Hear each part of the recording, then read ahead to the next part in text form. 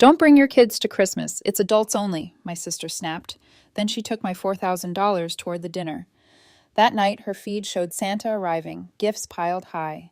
My daughter asked, "Where's our Santa?" I smiled. That night, I prepared a shocking surprise for them. By morning, my phone showed 89 missed calls and 2 officers on my porch. It started with a text, a simple, stupid group text in early November from my sister Marlene. Don't bring your kids to Christmas. It's adults only this year. Just like that. No explanation, no warning, just a snippy little line like it was nothing. Now I have one child, Olivia. She's 7. Smart, sweet, quiet. Honestly, the easiest kid in the world to bring anywhere. Last year, she spent half the Christmas dinner coloring in the corner with her markers and whispering thank yous for every gift. But sure, adults only. I didn't respond immediately. Neither did anyone else. Then my mom chimed in a week later. "Marlene, are you sure about that? Maybe we can make an exception for Liv." Marlene doubled down. "This isn't up for discussion. We're doing something elegant this year. No screaming, no sticky hands, no toys everywhere. I've already planned it. Let's keep it classy." Right. She forgot one tiny detail. I was the one paying for Christmas dinner, or at least I had been. $4,000 already wired to her account back in October to reserve the venue, the catering, the flowers, the penis she insisted on. She had begged me, literally sent me long voice notes about how magical she wanted it to be. "I want people to talk about it for years," she said. So I replied finally, just to confirm, "Liv and I are not invited, right?" Marlene replied with a thumbs up emoji. I didn't respond again. I just let it sit. A few days passed. Then a week, Christmas got closer. She posted teasers on her Instagram stories, little glimpses of decorations, gift bags lined up, a customized champagne cart. Meanwhile, I made other plans for Olivia and me. Quite small. I told her Christmas was just going to be cozy this year, just the two of us. She didn't complain. But on Christmas Eve, her little voice broke me when she asked, "Where's our Santa?" I told her Santa sometimes works late, and smiled. But while she slept, I worked. I didn't take the money back, not yet. Instead, I let the evening unfold. And it did. Oh, it did. Marlene's feed was a full-blown gala by 8:00 p.m. She live-streamed Santa arriving in a sleigh I paid for.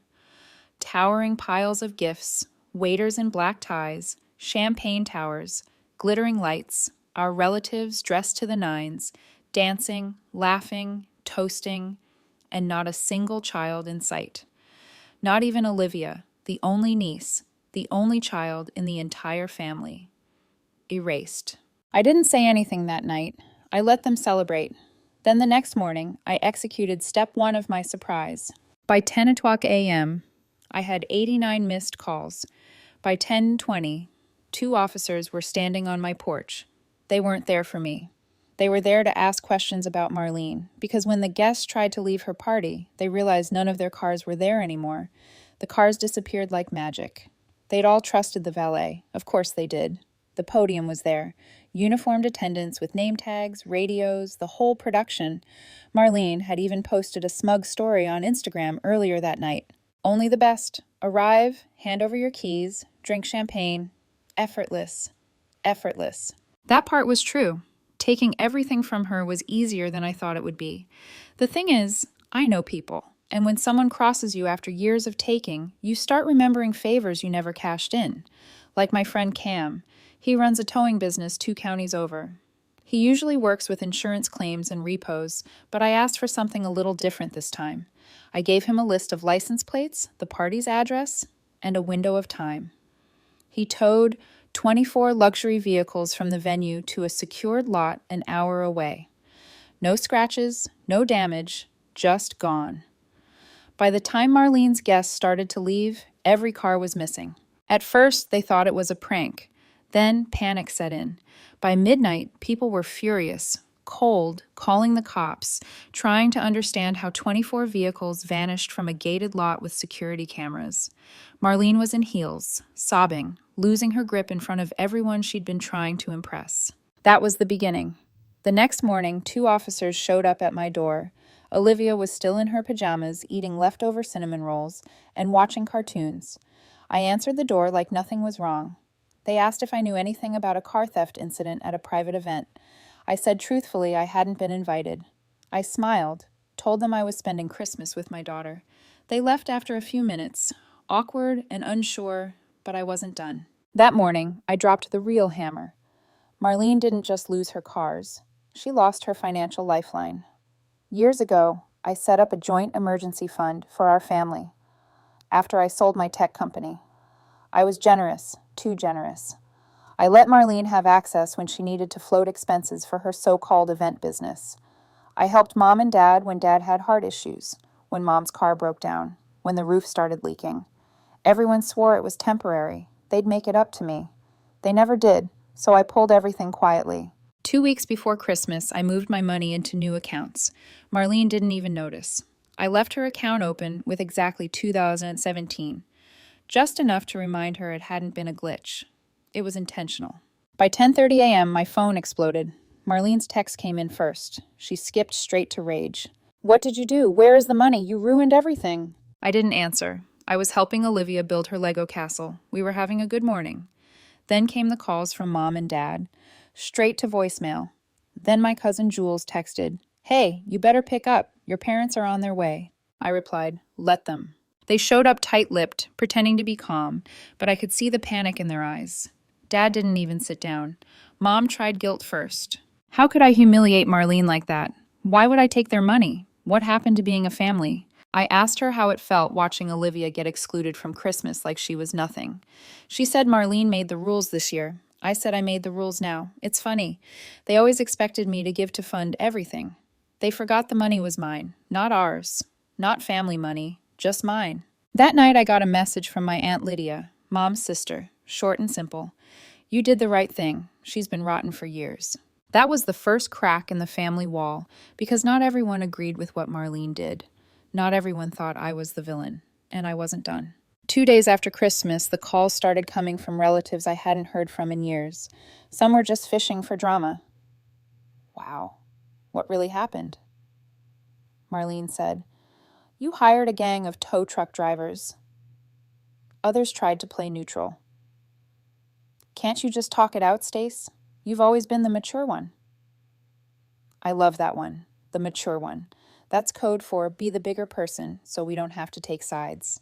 But the best messages were the quiet ones, the ones that came late at night. My cousin Eric messaged me around 1 a.m. "I always wondered how long you'd keep letting them use you. Took guts." He sent me a screenshot of Marlene's now deleted Facebook post, a dramatic rant about betrayal, sabotage, losing everything overnight. She painted herself as the victim of some financial mugging, never once mentioned Olivia, never once said she was sorry. And now it wasn't just about the party or the money. Marlene's credit cards had started bouncing.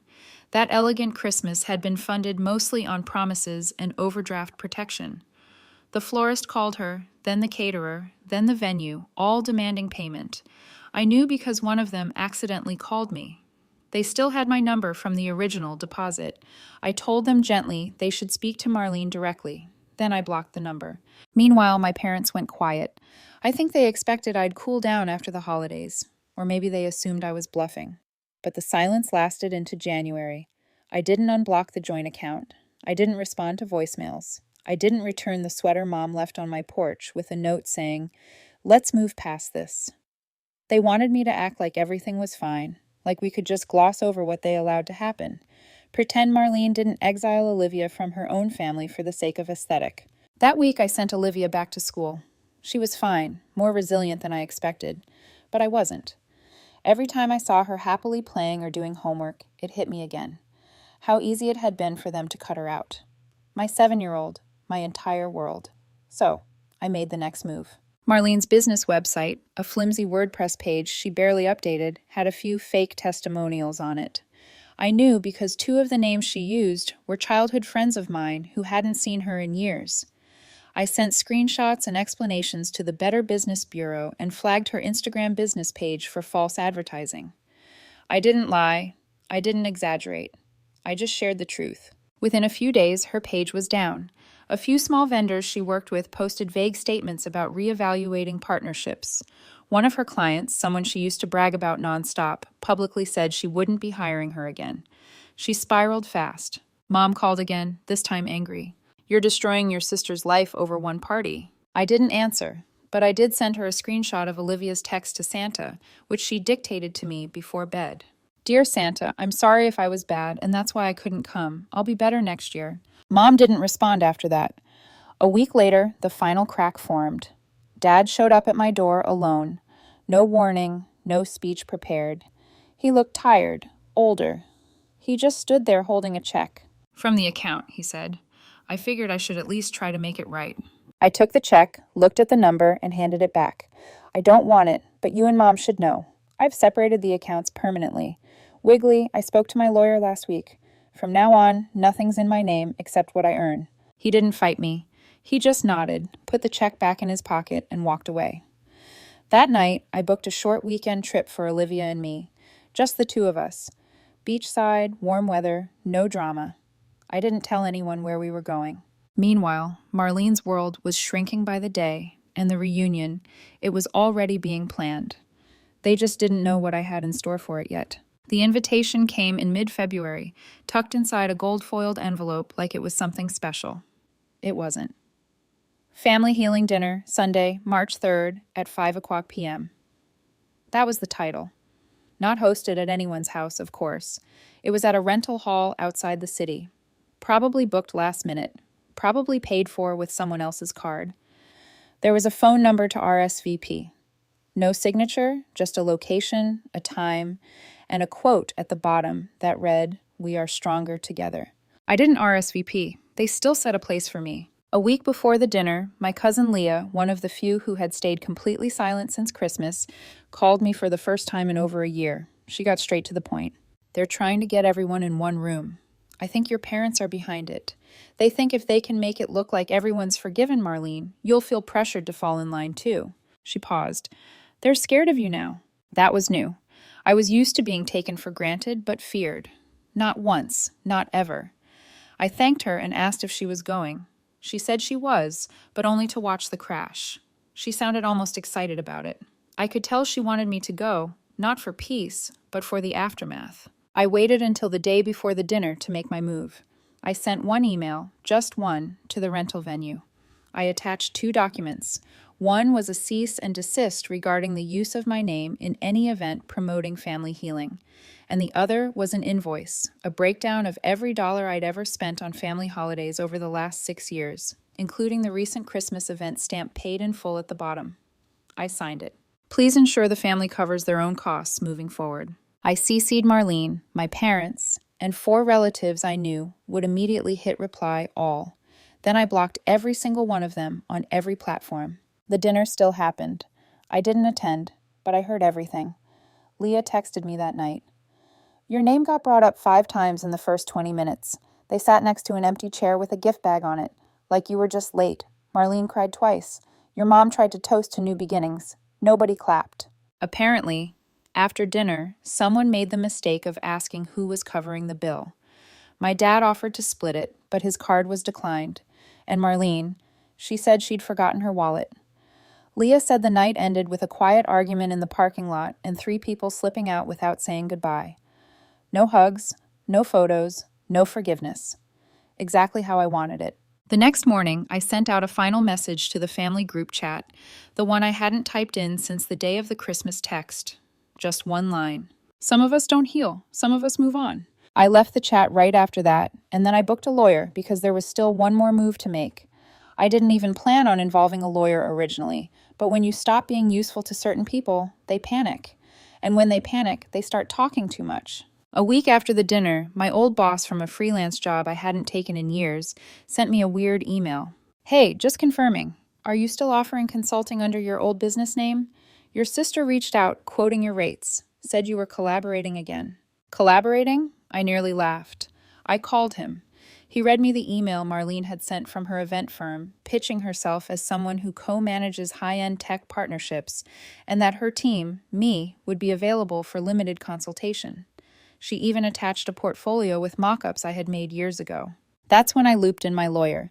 We filed a cease and desist within 48 hours. And then we went one step further. I had him draw up formal documentation severing all family financial ties. no shared liabilities, no proxy authorizations, no co-signing privileges on anything. And then I pulled the final string. I froze the family trust. Not many people in the family knew it existed. It had been small at first, a quiet portfolio of stock investments and property assets I'd grown, and quietly included my parents in years ago because I thought it was the right thing to do. They didn't put in a cent, but they were listed as passive beneficiaries. I changed that. The freeze was legal, binding, and very, very permanent. My parents called me within the hour, both of them, voicemail after voicemail. Mom tried guilt again. Dad sounded like he was trying not to yell. The words ungrateful and unforgivable were thrown around. That was rich coming from them. I didn't answer any of it, but Olivia noticed I was quiet that week. She asked if I was mad at Grandma. I told her I wasn't mad. I was just done. Then came the fallout. Marlene lost her business license, not from anything I did, but because she'd been reported enough times for shady behavior that the state started asking questions. Turns out she'd been pocketing deposits for events she never planned to deliver on. 3 clients filed official complaints. 1 even threatened a lawsuit. My parents, they downsized quietly, sold the lake cabin. I knew it hurt them. That place was their pride, but they couldn't afford the maintenance anymore. They still tried to act like it was a lifestyle change. Sure. At the same time, Olivia and I were doing just fine. I picked up a new project, launched a small side app just for fun, and started planning a trip for the summer. Somewhere new, somewhere just us. But then I got an invitation I didn't expect. This time it was handwritten from my Aunt Lydia. Everyone's meeting at the house for a reunion. We think you should come. No pressure, just honesty. I sat with it for a few days, not because I was unsure, but because I wanted to really think about what I was going to wear. But as I was going, I had one last thing to say. I wore white, not for drama, not for symbolism, just because it was clean, quiet, and impossible to ignore in a room full of people who'd once looked through me like glass. It was early April, warm enough to keep the windows cracked, cold enough that the tension inside my parents' house felt even thicker. They'd offered to host the reunion to show unity. I showed up on time alone. Olivia stayed home with Cam's wife, coloring Easter eggs and watching cartoons. She didn't ask to come. She didn't even ask about Marlene anymore. 7-year-olds remember who left them out. They remember the door that closed.